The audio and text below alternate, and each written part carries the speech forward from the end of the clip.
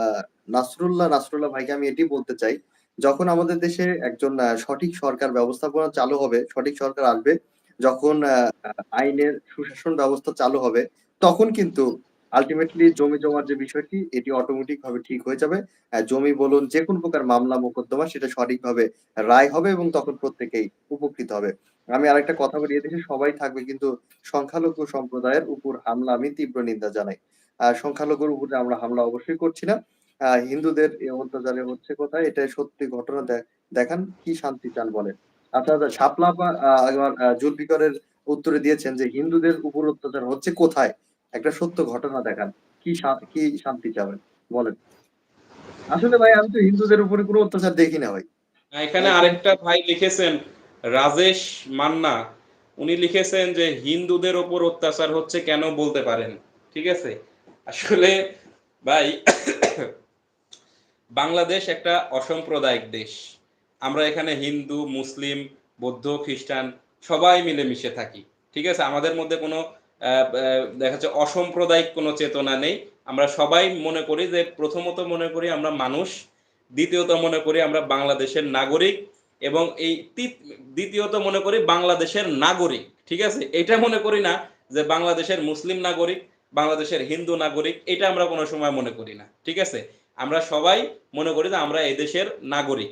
এখন হিন্দু অত্যাচার হচ্ছে যে বিষয়টা বলতেছেন ভাই, আমি এর আগের লাইভেও বিষয়টা ক্লিয়ার করেছি, তবে আমি আজকে বিষয়টা একবার স্পষ্ট ভাবে বলে দিতে চাচ্ছি যে দেখেন, বাংলাদেশের হিন্দু যারা বসবাস করে, এই হিন্দুদের মধ্যে দুইটা ধরনের হিন্দু আছে। একটা হচ্ছে সাধারণ হিন্দু, আরেকটা হলো আপনার পলিটিক্যাল পার্টি করে সরাসরি যুক্ত এরকম হিন্দু।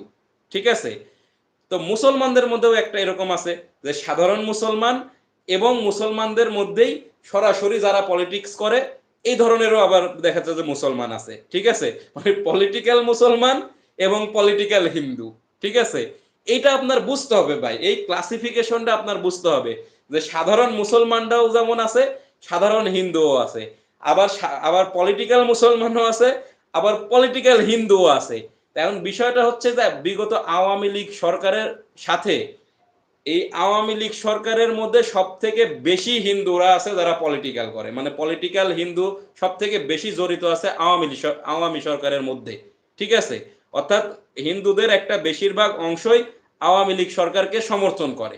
ঠিক আছে, তো এখন বিষয়টা হলো ভাই, এই যে স্বৈরাচার, স্বৈরাচার যে আওয়ামী লীগের শুধু শেখ হাসিনার যে ও এই মুসলমান এমপি আছে এমনটা তো না, হিন্দু এমপিরাও আছে, অনেক হিন্দু এমপিও আছে দেখাচ্ছে যে আপনার স্বৈরাচারের সহচর বা স্বৈরাচারের দোসর, এরকমও আছে। আবার মুসলমানদের মধ্যে যেমন অনেক আওয়ামী লীগের নেতা কর্মী আছে যারা দেখাচ্ছে যে খুন, গুম, হত্যা এই সকল কিছুর সাথে জড়িত। হিন্দুর মধ্যেও যারা পলিটিক্স করে, আওয়ামী লীগের মধ্যে, আওয়ামী লীগের যারা পলিটিক্স করে, তো এরাও কিন্তু হচ্ছে দেখাচ্ছে যে অনেক খুন, গুম, হত্যার সাথে কিন্তু জড়িত।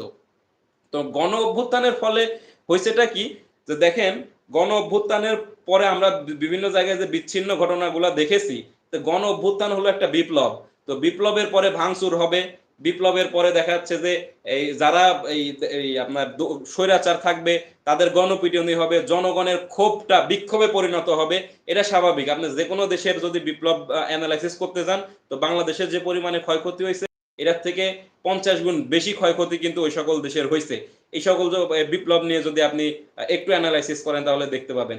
তো দেখেন, এই যে সকল হিন্দুরা আওয়ামী লীগের পলিটিক্সের সাথে জড়িত, তো বিক্ষোভের দিনে বা বিক্ষোভ পরবর্তী সময়ে মানুষ তাদেরকে ধরতেছে বা তাদের সাথে একটা বিশৃঙ্খল পর্যায়ে যাচ্ছে, এটার একমাত্র কারণ হলো পলিটিক্স। এটা আপনাকে বুঝতে হবে যে তারা হিন্দু জন্য যে তাদের সাথে একটা বিচ্ছিন্ন ঘটনা ঘটতেছে, বিষয়টা এমন না। এইটা সম্পূর্ণ পলিটিক্স, তারা স্বৈরাচারের রাজনীতির সাথে জড়িত ছিল, যার কারণে তাদের সাথে দেখা যাচ্ছে যে বিচ্ছিন্ন কয়েকটা জায়গায় তাদের উপরে আক্রমণ হচ্ছে। ঠিক সেম অ্যাজ মুসলমানের সংখ্যা বেশি, মুসলমানের সংখ্যা বেশি হওয়ার কারণে দেখেন মুসলমান যারা আওয়ামী লীগের সাথে জড়িত ছিল, আওয়ামী লীগের যে সকল নেতাকর্মী মুসলমান ছিল, তাদেরও তো আক্রমণ হচ্ছে। তো এই জিনিসটা আপনারা কেন বুঝতেছেন না, যে মুসলমান আওয়ামী লীগ তাদেরকে যদি আক্রমণ করে জনগণ, তাহলে হিন্দু যারা আওয়ামী লীগ তাদেরকে কেন আক্রমণ করবে? তাদেরকে ওইভাবে আক্রমণ করতেছে জাস্ট পলিটিক্যাল একটা রিজনে। এটা আপনাকে